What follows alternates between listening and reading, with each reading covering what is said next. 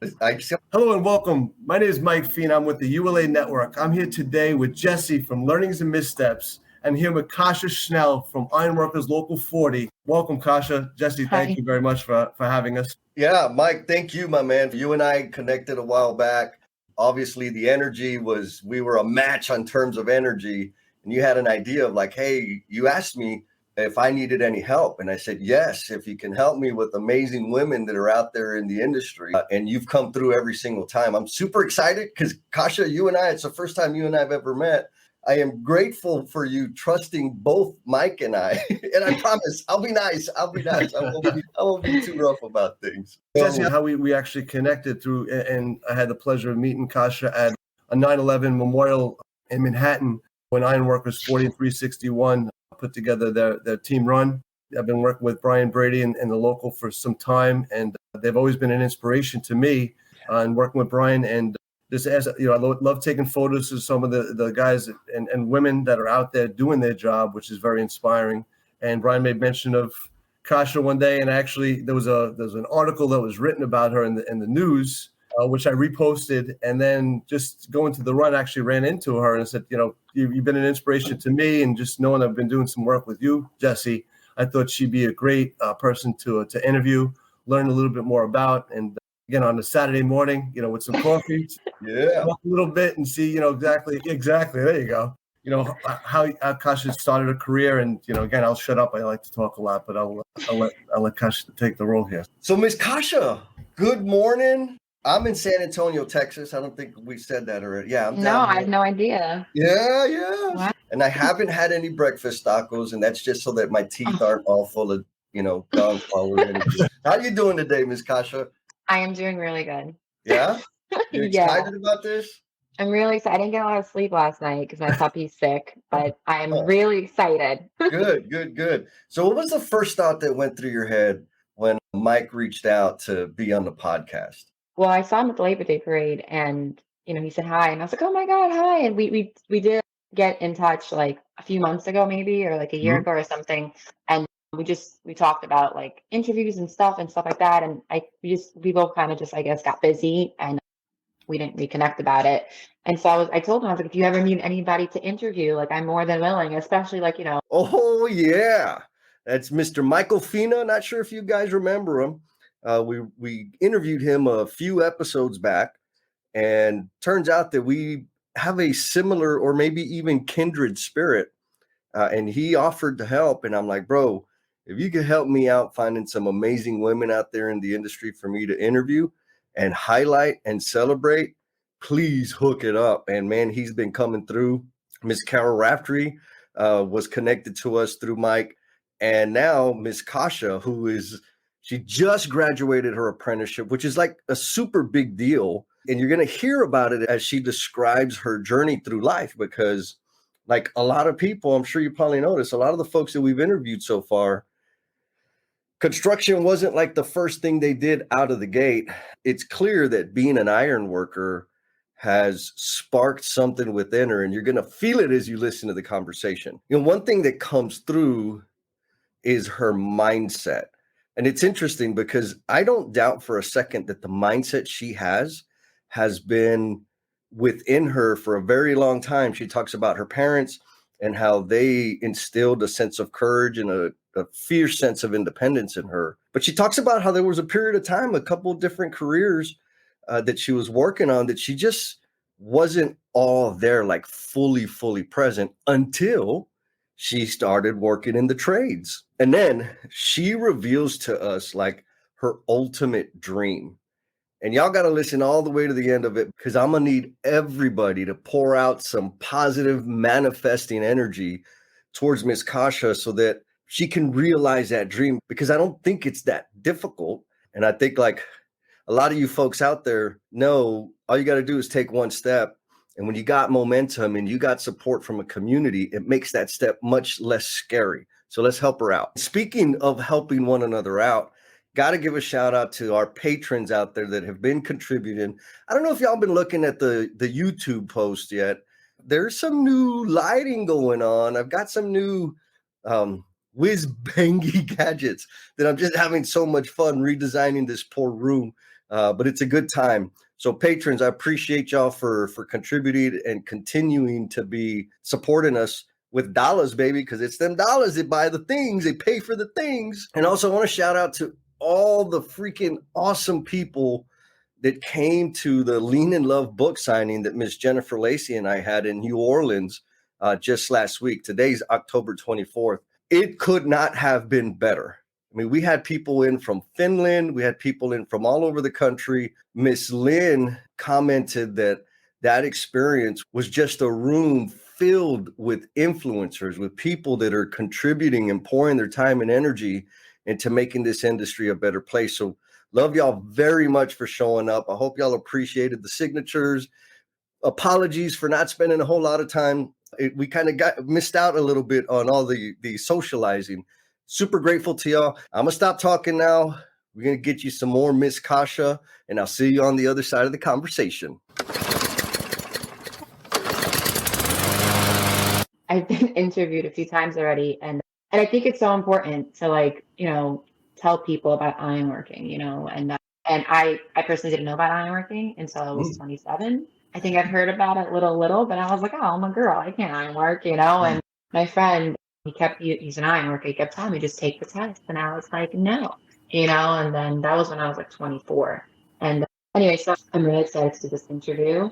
But yeah, Mike's awesome, and Brian Brady, you know, told me about Mike and everything, and I think he does a lot for us, you know, and a lot for unions, and I think it's amazing. But what I love, and like this is the whole purpose of this podcast, right, is to help people become aware of like the multitude of amazing trades that are in the industry, which are like 100% careers, Kasia. And you said you were 24. Did you say you were 24 or 27 before you like got into it?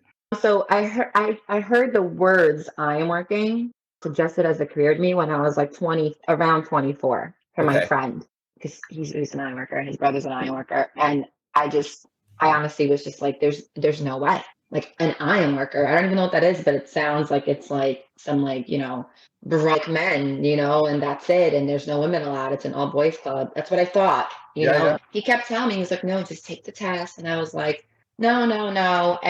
And then, like, just to get into the story now, I went to college. I got my degree in political science, the minor in criminal justice at John Jay College. And I wanted to be a lawyer. I was like, I'd be great at arguing, you know. And my mom always said, you should be a lawyer, you know, because, like, you know, my argument, I present things and whatever. And so I was like, I'm going to be a lawyer. So I went to college. I got this, you know, degree. And then I get out of college and I have an internship with a law firm, and it was a really good law firm. It was a personal injury law. So it was interesting seeing, like, you know, the police side of like police reports and investigations. That was cool. But I wound up leaving that law firm and getting a job at another law firm, completely different law, trademarks and stuff like that. Yeah. And it was a great law firm. It was really good. I was a paralegal. I wasn't an attorney. I was a paralegal. I was like a paralegal in training or whatnot.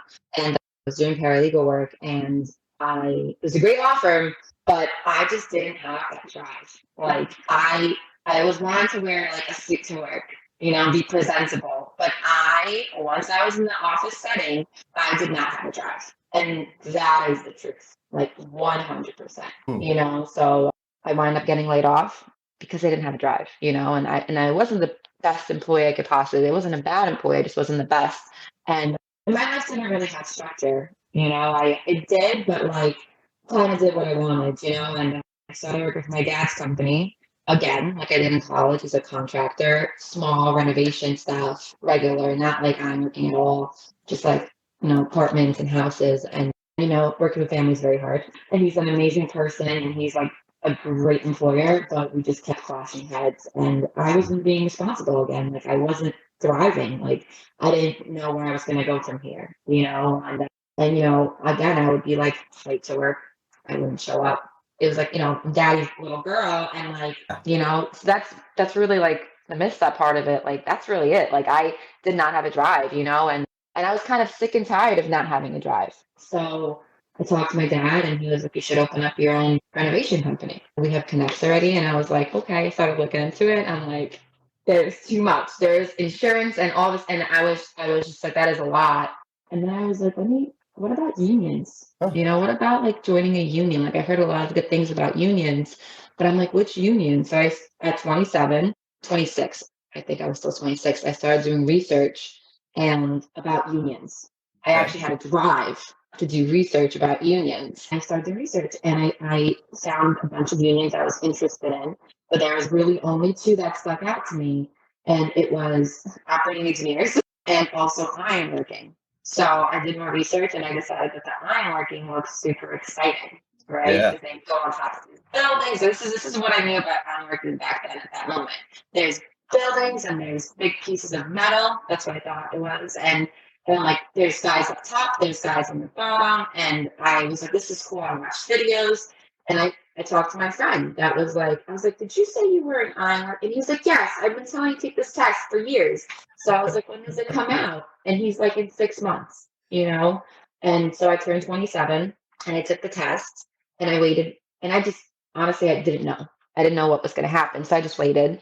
And then I forgot which month it was, but maybe May or something, or maybe later on, 2018, they emailed me saying, hey, you passed your written test. Come on in for a physical in August. And I was like, okay, Okay, yeah. So now I'm driven again because now it's something about this career that is just making me really excited. So, I was looking up and talking to my friend what you do for a test, and I started to climb a column.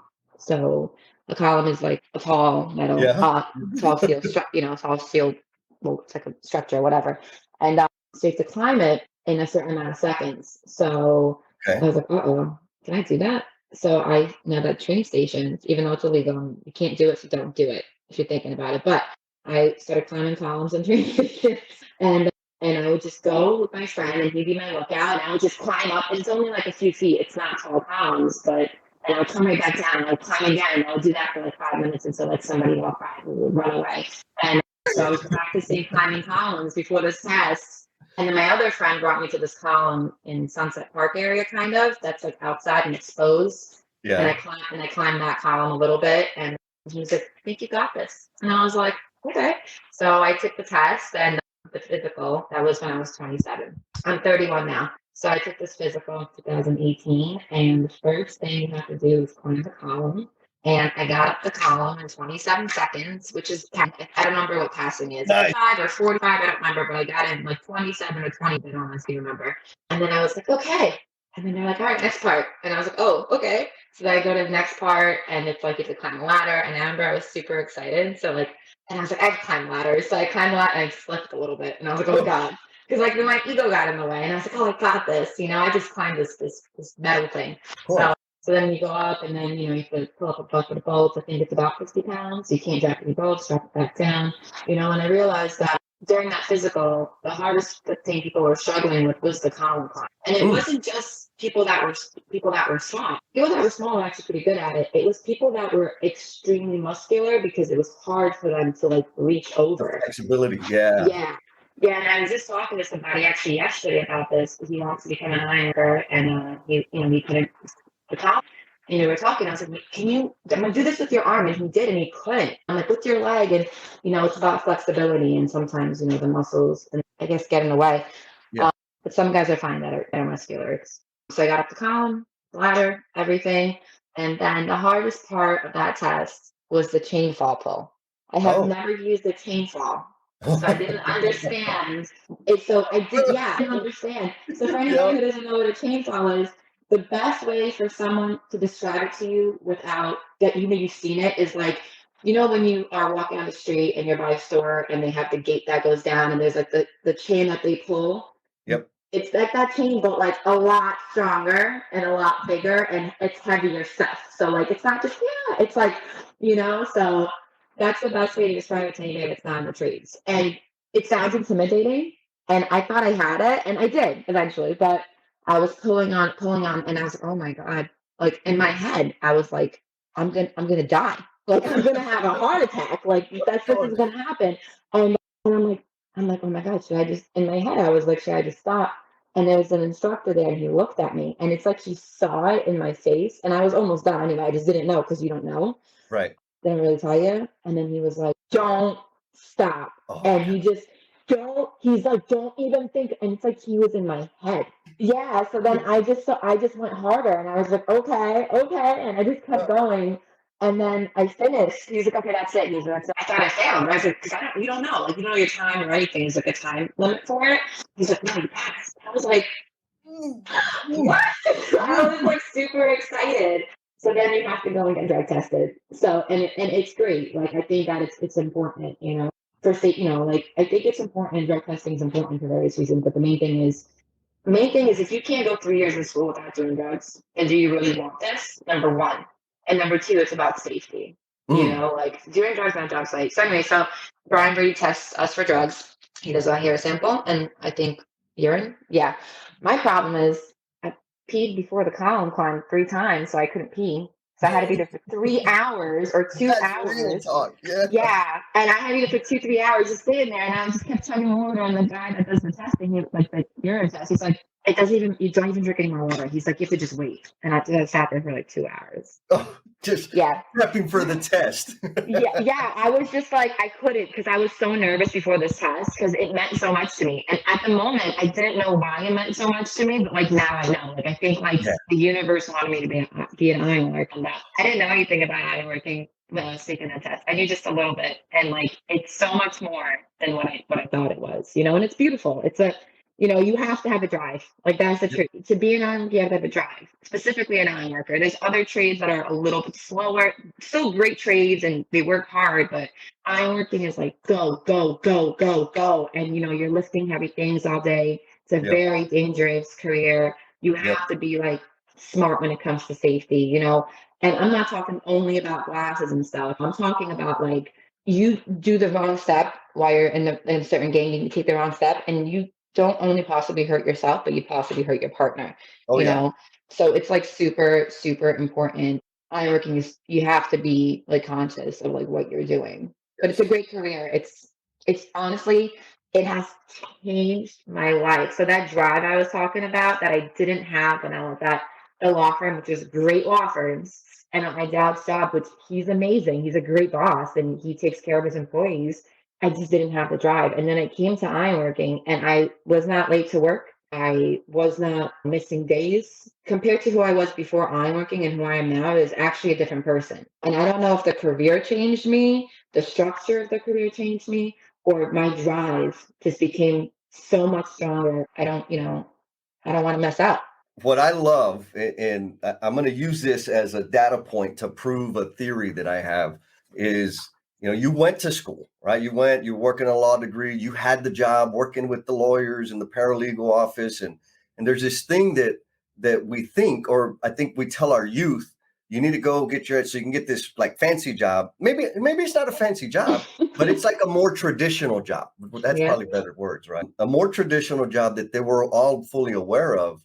And then we get in the environment and discover like, ooh, this is not for me. And so the theory is this, and it's part of the reason why I'm so passionate about this, is I think folks like you and I, we thrive under certain conditions. And if the conditions are physically engaging, there's a little bit of risk and excitement. Yep. There's a lot of teamwork and camaraderie. And we get to interact with our space with our hands. You got all of me. You will get all of me all the time. If I got to sit down and listen and stare at something, you ain't getting nothing from me, right? Like it just adds this element of engagement. I mean, to use your language, it pulls everything you got and just makes it so much easier than sitting there and cranking through other kind of work. And that's not to say that the other kind of work or the other types of education are less than, but they're not designed for me. What do you think about that? You could have not said it better. I've tried to put it into words, and you just did for me. And hands-on, teamwork, and just the fun part, like camaraderie, like you said. It's not just teamwork. It's like you're with these guys 8 hours a day, and you're working in the same games on the same floors. You develop friendships, like lifelong friendships. You guys might not hang out outside of work, whatever, but like at work, it's like a family. You might not like everyone, but you care about everyone, and no matter what, there's a lot of like joking around and fun times, and there's a lot of emotions, like all kinds of emotions on job sites, but I totally agree with you. Like I need to be challenged. I just realized that recently too. I can't just stop at one thing. Like I just graduated my apprenticeship. Yes. Yeah, Congratulations. this like last week, right? So it Wow. was an amazing experience, and I just feel like I'm excited to go work and everything, but I just feel like I need a new challenge. Like I don't know why, but like I'm still doing this. This is great, but like I need something. Like I don't know. It could be anything. It can be like a workout regimen, something, right? Yep. But I just feel like I need a new challenge in my life, and that's like it's so funny for that because I was just thinking like, what's wrong with me? Like what is wrong with me? Like I just did this hard thing for 3 years. It's not easy, right? Yep. It's not super hard if you're willing, 3 years of ironworking, but it's like you go to work in the morning and then you go to school either 2 nights a week on Saturdays or depending on what year of school you're in, and then you go to school after work. And school's in Queens. And I lived in Brooklyn and then Staten Island and whatnot. So it's not super close, Yeah. and you get home, it's like 11 o'clock. And then you be up for work at 4 or 5, like depending on where Yep. you live, maybe even Yep. 3:30. So, and just in general, like the job, again, ironworking is not a career for people that aren't like don't want to like just go. Yeah. You Right? can't Like, just go through the motions. no, You you got to need be to be committed. like, yeah, you need to be that person, that apprentice that comes on the job site and is like, okay, what do I do? What do you want me to do? You're Yeah. fire watching? Okay, when you're fire watching and you see a foreman walk by, first of all, don't be on your phone, right? You watch for fires, and then you say, is there anything I can do in the meantime? Can I learn something? Can I do something? And you know Yes. what they gave me? They gave me a rope and said, learn how to tie knots. So I would Oh, watch. Yeah. So they would teach me a knot, like a knot a week, and I would learn how to tie it. And I would be fire watching, because you can't really do much else. And when I first started, I was doing push-ups like a crazy person. I don't know why. I'm just like, all right. But yeah, and it's like you have to be that apprentice when you first start that's going, and wants to learn. If you come on the job saying you got like, you're in for 6 months, you're an apprentice, and you think you got it all, you don't have anything, and we're continuously learning. yes. If somebody says, if somebody's any trade and they're like, I know everything, it's impossible.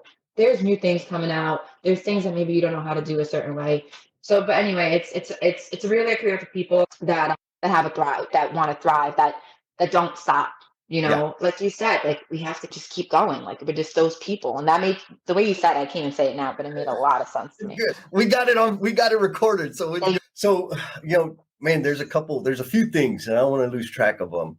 The one that's really sticking out to me is this drive or this appetite that you have or that you've discovered, right? Because it sounds, correct me if I'm wrong, but it sounds like when you were going to school and you got that first job as a paralegal, that it was kind of like you're just kind of wandering, meandering through life. Mm-hmm. And then, bam, you did this apprenticeship, you were practicing climbing columns, which I think is amazing. You're working out, like you're totally, like you're lit up. And now you just completed your apprenticeship. Congratulations, by the way. That's phenomenal. And you're kind of like, what's next? What am I going to do next? And so with all of that, one thing that I've seen a lot in our fellow trade workers out there is by doing the work, you kind of develop this weird sorcery of knowing how to figure things out. Like whatever it is, give me some material, give me some tools, and I'm gonna make something happen. And I think that skill is transferable in so many areas of our life, right? Because think about all the craft workers that that have started a business of their own or have a little bit of a side hustle going on, or they're started some new nonprofit to help benefit people in their community. And so with that, like, what is this next thing, whatever it is? I know you probably don't have the name of it or know what it is, but what's that other kind of weird little idea that you've had in the back of your head and you say, I don't think that's very realistic. You got anything like that going on? Well, like there's a few things that so like, when I first you know what? I need a second. I need a second because I always, so you mentioned communities, right? And like Yep. this is something I'm probably not going to do because we've tried the office work, and Yep. it's not. I know about like some law stuff, but again, I wasn't a lawyer. I was trained to be paralegal. I was like an assistant paralegal, but basically a paralegal. But I always had a thing for politics, right? Ah, So I always was like, maybe I should somehow get involved in my community. And they were talking about that actually at our last union meeting. So one of I don't want to lie to you because I don't know what the guy's name is or what really he's doing, but he's I think on the community board. I don't know for sure, in the Bronx where he lives, and they talked about it at the union meeting, and he's an iron worker. So you were talking about it, and I was like, wait, ironworkers, we can still do that? Like we can be like involved. So like that definitely brought something back in my head because I was always like interested in politics Okay. and like volunteer work, by the way, I think is super important, like for everybody. Like I don't care which thing you volunteer with, but like I volunteer at animal rescues specifically too. One most recently, and I was going to school and I was volunteering and I was barely sleeping, but it made me feel whole, you know? And Yes. it made me feel whole. It made me feel like right inside, you know? So that's also a big thing for me. So I do volunteering. The last few weeks I haven't been able to because it's just been insane with like everything in life. But it's just now I'm like, I want to. Like now it's like find some free time just so that you can go and like clean up animal poop. Like it's weird, but I love it. And Yep. like you're saving animals and you're helping. So that's my thing, right? Yes. But I think that that's super important too. And I think it kind of all goes together sort of with like definitely with community, but like sort of with politics. You Mhm. know, so I don't know if I can somehow intertwine that one day, but that's definitely something my dream in life. I will tell you what it is Tell if me. you want to know. Okay, I want to open up an animal rescue, but when I retire, I want to have an animal rescue. I don't know if it's going to happen, but that is something that I want. Like that is something that I've always wanted. I want all kinds of animals. If I win the lottery, the first thing I'm not doing is buying a house and a fancy boat. That'll Yep. come second. The first thing I'm doing is buying a farm and having an animal rescue. And I know the exact people I would hire to like help me run it. So that's like, if anybody wants to donate like $10 million to me to have an animal rescue, I am very willing to do that. I'll tell you what, girl, like as you're saying that, it's going to happen. I mean, you've got the energy, the drive, a commanding presence. You're going to make it happen. And I'll say this, you're going to make it happen way before than you think you can. I hope so. Yeah, Stick to it's just goals. like climbing that beam, climbing that Yeah. column. Oh, Just yeah. don't let go, right? Keep going, don't let go. Or like that instructor said, don't stop. You just Yeah. got to keep going and it's going to happen. Oh my God, I'm so Let me excited. tell you, that guy, I can't even tell you which guy it was, and I don't really see him around, but I can tell you the exact facial expression and the energy that he gave me that day. You know, they say people might not remember what you said, but they remember like how it made them feel. Yep. And that made me feel, and I remember what he said, but it made me feel like it gave me hope, you know, and I hear those words in the back of my head every time because, you know, like I said, ironworking is not easy. You know, there's days you're working crazy. When I first got in, I was working a lot of overtime. So I Yeah. went from like being like a lazy butt basically at my dad's office, my dad's job, trying, but just like no, he's amazing. It's me. Like I'm the problem. Yes. Do whatever I wanted, like to like overtime. That's how I started the business with overtime. I thought I wasn't gonna make it. I was like, I have no life. I barely sleep. Like I have no social life. And I was like, I can't start after like 3 months. I was like, oh my God, can I just like I really was like because it can become like emotionally draining and like mentally, like not sleeping and stuff. Not that I wasn't sleeping, but so like, thank God for like my union brothers because I was like, oh my God. And they just saw it in my face and they were just like, don't give up. Trust me, the overtime stops. And then it comes back and then it stops. And I'm like, okay. And then the overtime stopped. We got in a new job and it was a brand new job. So we were getting like really that twice a week. So I went from making like a nice amount of money to making like, a big difference. Big difference. Yeah, still good, but a big difference. But honestly, like I just want to say this again. Ironworking has changed my life. Like 100%. And if someone listens to this and they don't know what ironworking is, that is all right. Go Google it. Go look at videos. There's a lot of videos online. And don't look at the part that it's like all like the gung ho stuff. There's other stuff behind the scenes that's like also like not as gung ho, but it's also like amazing with the detail work and everything. And not everything is raising game. Raising game is awesome. I've been like built a smaller company and I've been like my whole apprenticeship, but I've been in that raising game, and it's my favorite game to be in. But there's other games too, that aren't always as highlighted when it comes to ironworking, that are amazing. Like you said before, there is teamwork, but if you're in bolt up game, sometimes you don't have partners, sometimes it's just you, but it's beautiful because you get to bolt up and you get to like meditate all day while you're bolting up, and it's just like Yeah, it's like super chill, but like it's not chill. You still gotta like get your bolts in and like move. But you get to like kind of like relax and be in your head and not like have to hear other people and stuff. And Yeah. so it's a very diverse kind. It's very different, like the different games you're in within ironworking, structural ironworking or ironworking. That's what I do. One of the things, and I didn't know it at the time, but now I know, a few years into doing it. I started as a plumber apprentice Oh, with wow. the apprenticeship. And you're never at the same place Mm-mm. for more than, let's say 10, 12 months, depending on the size of the project, right? Right. And so always meeting new people, always, a year, maybe 6 months, 4 months, whatever, I'm going to be going to a different place. And every day I come to work, my work area looks totally different. Like it transforms on the hour. And I think it's that change of pace, that change of scenery, change of everything, again, help me stay engaged. Because going to the same, I mean, there was, I was I'm not really a plumber. I'm too pretty to be a real plumber, but I love it. right, like I was in the office for a while and it drove me nuts. And even worse, I drove people nuts because of my energy. I'm loud and I'm having, like, if I send an email, I'll hit send and I'm like, bam, I sent the email. People are like, what the hell's wrong with you? Yeah, I'm the same way. Right? I'm the same exact way. It's so funny you say that. That's so crazy. Yes. But out on the job site, changing conditions all the time, the elements change, the people change, the environment changes. It's captivating, right? Like it's enough to keep me fully engaged. And then that little extra, we'll call it manic energy to go and do other things, right? Yeah. Let's go start a farm. Let's go start rescuing animal. Like it's amazing. So amazing.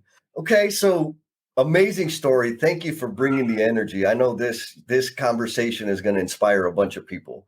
And along the way, going through apprenticeship, even before apprenticeship, when you're a young lady in school, I'm sure you've had a tremendous amount of experiences. So what I'm wondering is there a significant learning that you've had as a result of a painful misstep? Oh yeah, I've been thinking about this a lot since you asked me how to speak, and a painful misstep. I wouldn't say there was anything painful specifically. Like I would say there's anything painful when it comes to career wise. Yep. So you know what? There is, but I didn't do it. It didn't actually happen. So when I was like 20 something, I was dating this guy. Oh yeah, I got to interrupt the flow just a little bit. Can you hear that music in the background? A little groovy music. Anyhow, this little segment of this interview exists and is only available on the YouTube. That's right. We got a YouTube channel, Learnings and Missteps. Check it out. Or you can go to learningsandmissteps.com and find our YouTube channel there.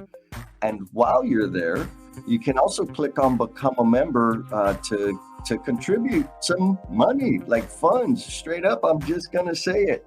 80% of that is going to be donated to the Skilled Trades Alliance, because the Skilled Trades Alliance mission is very much in line with the Learnings and Missteps mission. And we're going to support great things and great people. And you signing up as a patron will contribute to that effort. So we appreciate you deeply for doing that. Also, I don't know if y'all heard or not, just in case you missed it, I'm an author now. Jennifer Lacey and I have co-authored a book. You got to check it out. Lean in Love, 5S Love Letters. It's on the Amazon. The whole goal of that book is to just help one person. And so far, we've gotten several people from the No BS tribe, from the L&M family, that have indicated to us that something, at least one little thing in the book, has helped them. And so we've kind of exceeded our goals. But to exceed the goal and continue helping people, that is the ultimate privilege in the world. So while you're out there on the Amazon, on the YouTube, on the LinkedIn, all the socials, leave us some reviews, leave us some comments, let us know you're out there. I know you're there. I see the statistics, the data, but I don't get to interact with y'all, and that makes me a little bit sad. Anyhow, I'm going to stop my whining. Appreciate y'all very much. Go to the YouTube to catch this Learning and Misstep Backstage Pass. And here we go, back to the conversation. I just want to say, like, Brian Brady, he's the head coordinator of our school for 40 and 361. He's a really amazing human being. Like, the education that he gives us completely shapes us for our career, and the way he does it, I believe it makes us more responsible and more able to show up and more able to volunteer time, because I think that's a big part of it too. Like, once you become an apprentice, you can volunteer time at school. You can help out, and you should help out because Yes. the union does so much for us. Local 40 and 361 do so much for us. If you are a union member, there is almost no length that they will not go to help you if something is going on. And from personal experience, I've had stuff going on, and they were there for me. And it is like a family. Like, I might not know everybody in Local 40's office personally. I've met them Right, at right. their names, but like, it's a big family.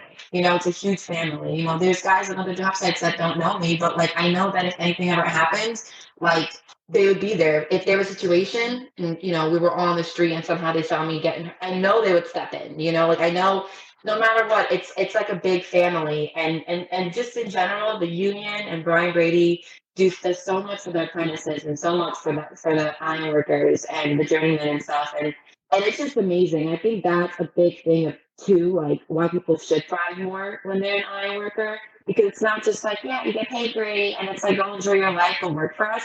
It's like they are there for you. They fight for you. It's truly an amazing career. And what I said today doesn't even like paint it perfectly. It doesn't even paint it how it should paint it. Like, I don't have the words to describe how amazing our union is, Local 40 and 361 is. Like, the friendships that I have built I know are going to be lifelong friendships with other female iron workers, with male iron workers, like amazing friendships that I can talk to them about anything, and I can learn about ironworking too. Wow. Yeah. Sounds like a super nurturing community, right? And I mean, that's what it is we can grow and thrive independently, but when we're surrounded by amazing people that are going to breathe life into us, like there are no limits, right? It's endless possibility. Exactly. And then with like the intensity that you have within you, like, you need that, right? We need that because we can affect change. I think we're always like, we can change the world one world at a time. And if I can interact with somebody authentically with all the intensity I have, the better off we're going to be together going. Now, you mentioned like the misstep sounds like more than, you're like the Matrix, like Neo in the Matrix, right? Like dodging all these bullets. So I'm wondering, like, that's pretty damn courageous to say, no, I'm not going to move. And yes, I'm going to leave this career and start this whole other thing that's super non-traditional. Where do you think the courage to make those types of decisions came from? My mom and my dad. Yeah? Yeah. So listen, they're great people to divorce, but we actually came to America when I was 4 years old. So I wasn't born here. Okay. So like, I remember in school people were like, you can be whatever you want to be. And I was like, I can't be president. I wasn't born here, But like, my mom and my dad, like my mom came here. They didn't speak any English. They had 2 young children. My mom worked 2 jobs and went to college to try to like get like a GED or whatever to learn. I mean, she went to high school in Poland, and my dad was working 2 jobs sometimes. Sometimes he worked 1 job, and a lot of things happened in like the first like 7 years, and there was times we didn't have food, Yeah. and it's not on them. They tried. It's just, when you're an immigrant and you come here, I don't know, because I was a kid, so for me it was like, hey, yeah, I was like, yeah, cool, but like, for them, I just can't imagine how hard it was for them. And like, they push past, right now they both have like pretty amazing lives, like they came here with $100, like actually, like with 2 children, and there was times we had to go to the grocery store, Darius and Brooklyn Darius, and borrow food. And you know what? The guy gave it to us because we lived in a neighborhood that, was mostly immigrants. And he was a great guy. And I think we still owe him a little bit of money. No, I'm joking. But he was an amazing guy, this guy in the grocery store. And my parents tried really hard, and they fed us. Like, we were fed. We didn't get the Nike sneakers. We didn't get any of that stuff. But you know what? They fed us. They clothed us. They brought us to school. And they kept hustling, man. They kept busting their butts off just to, like, provide for their family. And they eventually got divorced, which is fine. But they went their separate ways, and my dad kind of like opened up his own like small renovation company, and it's doing great for him, And my mom, like, went from different, like, it was all medical field, but she like gradually got higher and higher, and now she's a respiratory therapist. And yeah, and she honestly, she still hustles. You know, she like works 6 days a week if she doesn't have to. She takes 13-hour days, 12-hour days at work, and then she comes home and she like takes care of the puppies that are here and helps me take care of them. And then she asks me if I'm okay. You know, how's life going? You know, and she's just, they're my inspiration. Listen, like we're different people. Actually, like I thought I was adopted for a while, which I wasn't. But I did a DNA test because I never really fit into my family like that. But you know what? The one thing that we have for each other is love, and also the fact that like everybody is a go-getter. My brother, my mom, my dad, all go-getters. They don't want anything handed to them. We don't understand things being handed to us. Like, I mean, you know, I personally don't understand even now. And I think it's also like slightly a sickness because somebody's like, I don't even know what to say, but like somebody's like, oh, I'll pay for the coffee. I'm like, no, you can't. Right. And it's like a coffee. I always like pay for their coffee too, but they can't pay for mine because it's like this weird ingrained thing in my brain. I don't know why. But it's almost like you can't, nothing can be handed to you. And don't get me wrong, there's I won the lottery today, I'll take that money. I'll take that handed, you know. but like, you know, and like if I find $20 on the floor, I'll pick it up. But maybe I'll give it to somebody else that needs it if I see them. You know, so it's that's where I get it from.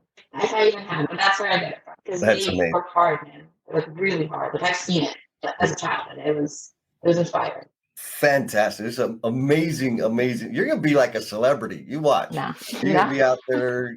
Yeah, man, you got it going on, sister. Okay, so we're gonna round third base, sliding into home. I don't know if you're into baseball, but I'm a kind of baseball. Maybe you can. There we go. Didn't somebody just break a record? I don't know. I haven't been watching. I have no time. I've been so busy. Oh, that's right. You've been too busy working. Focused. I got it. And also, like, you know, with the graduation and everything, getting ready for it. And we got a new puppy like 2 months ago. And he's crazy right now. And he's sick right now. So it's been like intense. You got a lot going on. But you need it, right? You need that. Yeah. You need that activity. So it keeps you going. So going forward, thinking crazy out into the future, what footprint do you want to leave on this world? Footprint. Okay, so we kind of talked about it, you know, like I don't ask you, but so just in general, when it comes to ironworking, any kind of building that I helped build in some sort of way, if it's in the raising game or I was in the bolted game or I was in the detail game, like it doesn't matter. When I drive by that building, which I've done before, you know, I've driven by buildings I helped build, I'm like in awe. You know, I'm like, no one's gonna know that I put that in, that I put that bolt in, or that I did. But like something about it is just nostalgic to me, you know. And just in general, I just want to say, when I was younger, I used to, hopefully the cops don't come, I used to explore abandoned places because that's what I did. But I didn't do it for the excitement. I did it. This is weird, right? I did it because I wanted to see the history of the building. So like a lot of kids do it because they want to like go break stuff. No, I was going there and I was like, whoa, look at those old documents, or like look at how that wall is being held up. Like that's why I used to go explore abandoned buildings. Maybe still do sometimes, but anyway. So not recently, but so that's like a part of it. I think that's what intrigues me with building, like building the steel part of it, because that's going to be there the longest. You know, like after everything else goes down, like that's going to be the longest. So that in itself is a footprint. Like even though it's not me and my name will not be connected to it, that in itself is a footprint. And I don't want to knock down guys that, you know, put up sheetrock, but that sheetrock's going to come down. But like, no, they're great. We need these guys. They're like, let me just tell you, I'm not knocking. All the trades are phenomenal. I know some amazing steam fitters. I know some great cars that are just awesome guys. I know some great, listen, girls, guys, whatever, right? But like, so I'm not knocking anybody. I'm just saying, like, steel stays there the longest. Steel like really stays there the longest. When it comes to like a footprint, like in life in general, dude, just kindness. Like, I don't even know how to explain that, but just kindness. Wherever kindness takes me, I'm not saying I'm a really kind person because I have an attitude problem. I'm a Brooklyn, you know, and I'm an immigrant, so it even adds to it. So I have an attitude problem sometimes, you know, that can be tamed. Usually is, but like I feel like kindness. I think you kind of mentioned it before. Like when you act a certain way with a person, maybe not exactly this, but I got from it earlier. When you engage somebody in a certain way, if you engage them angrily or you cut them off, they're going to be pissed off. They're going to go out there and put that into the universe. That's going to keep spreading. And if you spread kindness and you just holding doors for somebody and not expecting like a thank you, just even doing it without looking, you know, or just telling somebody, I hope you have a really great day today. Like just little or big kind acts, whatever they are, right? Changes the world. And that's what you were saying earlier. It spreads. So if you spread anger, if you spread resentment, if you spread fear, you're going to spread it. And if you spread love and kindness and faith, and that doesn't mean religious, just like faith and like that things will work out, that is what is going to be spread, you know, and it's depending on which way you want the universe around you to go. And I really believe that, you know, do I follow it 100%? No.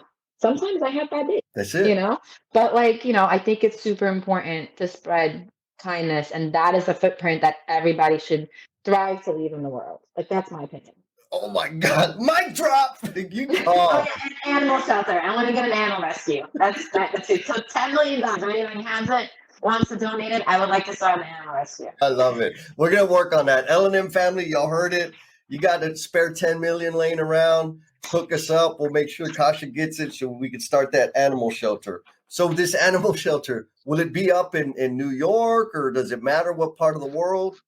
You know what? I think it's important to, because let's just say it happens next year. Yep. I think it's important to have it not directly in the city because it's too much money. And honestly, I don't want to be in the city. Like it's too crowded for me. Like I grew up in Brooklyn and it's too crowded now. But like, I think somewhere near, you know, somewhere near the city. So upstate or Jersey, honestly, for me, like it doesn't even matter as long as the animals have a safe place to be. Like, it doesn't matter. Like I can have a tiny, I would like a bathroom and like a nice bedroom and living room for the house. And the rest of it can be just for the animals. Like I really don't care. Like, you know, like I really don't. Maybe eventually I'll put like a little pool in and gate it up so they can't jump over it because I don't, you know, want any of them drowning, you know, but yeah, so like that's really it. Like, you know, and the rescue I volunteer for, I don't know if I'll have to say their name, so I won't say their name, but they're an amazing rescue. They deal with huskies. That's all I'm going to say. And they're in Jersey. So put it together. Okay. They're amazing. And they save a lot of huskies. And, you know, my husky passed away, chip cancer 2 years ago.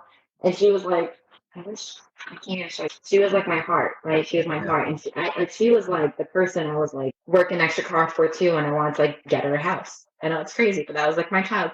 So when she passed away, my whole life changed. And I kind of like, you know, was very depressed, you know, and depressed, but I was very like upset and I wasn't myself. And what saved me was like volunteering, man. Wow. Yeah, like 100%. Service to others is liberating. It's 100% liberating from all the pain and all the misery. You go do something to help other people smile and it'll change your whole perspective. Yeah. Well, I'm going to ask a favor of you, Miss Kasia. What is it? I don't have $10 million, but you know. No. I'm going to ask that you continue to paint the picture of your animal rescue. Continue to get very detailed about what it's going to look like, what it's going to feel like, what the colors are, what the size is, how many people are going to be coming, and just keep adding detail to that. Would you do me that favor? Yeah, I can do that. I never thought of that actually, to like just paint it and see what happens from it. You know, like in my head, because it makes it real, you know? You got it. You got it, sister. Did you have a good time? No, it was actually a lot of fun. And honestly, it wasn't stressful at all. And I was able to be myself. So it was a great time. I love it. I'm going to bring up Mr. Mike. Oh, wait, I got to bring him up back here. Boom. Wait, is he waving? I know so much about you now, you know. I know, I forgot you were there. And animals, you know, and I got to find $10 million for you. We got to get that. I don't know how much it is, but I was just thinking like it was a safe, like a very safe number. Yeah. Probably could do it with $2 million. We could do some stuff with $10 million. Oh, man, we can do all kinds with $10 million. Oh, man, this has been amazing. Mike, thank you, my man. Oh, no. Fantastic. It was great. Gosh, you got a lot to say. Love it, and love to learn more about you. And again, you do inspire so many other people. Learn more about the ironworkers and just the trade in general. It just, again, it gets me inspired because you're moving America, you're building America. And, you know, the camaraderie and teamwork is some things that I just love and just being a part of. You know, like I said, as a one step removed from the brotherhood, like I'm a vendor supporting, but I just love to play a bigger role and figure out how we could support you guys and your continued growth. So I love it and continue to watch you. And we'll get some photos and we'll start to network a little bit more, but all good stuff. So thank you. And thank you, Jesse, too, for putting everything together. What do you think about that footprint? Kindness and that little dream about the animal sanctuary. I do not think it's too far. So if y'all can find her out there on the socials, hit her up, give her a positive word, and also share her story with other young adults out there, because She has an inspirational story, and it's 100% true. So now, time for the shout out for the L&M family member. We got a review from Kim, and I'm not sure which Kim it is, but I know one super amazing Kim, which is Princess Kim. So thank you, Kim, if it was you. And if it wasn't, thank you also, other Kim. Kim says, my favorite is the reps and the huddles. Very concise shout out she gave us, which is fabulous. It's really the energy it takes to first click and buy the book, and then read the book, and then go out of one's way to go in there and give us a review. And then it's a positive review. So I'm grateful. I know Jennifer's grateful. Got nothing but love for the L&M family, for the No BS tribe. This community continues to grow, and there's so much that we can do in terms of serving one another and leaving the world better than we found it. So until the next episode, be cool, and we'll talk at you next time. Peace. Oh my goodness. You're either driving down the road or just so enthralled with this whole podcast that you went all the way down to the very, very, very, very end of it. And we appreciate you. And we're going to take this as an indication of your dedication. So we got a little special request of you, a call to action, because everybody tells us that like you need to have a call to action. So here's the call to action. Be kind to yourself. Go out there and share a smile with someone. Peace.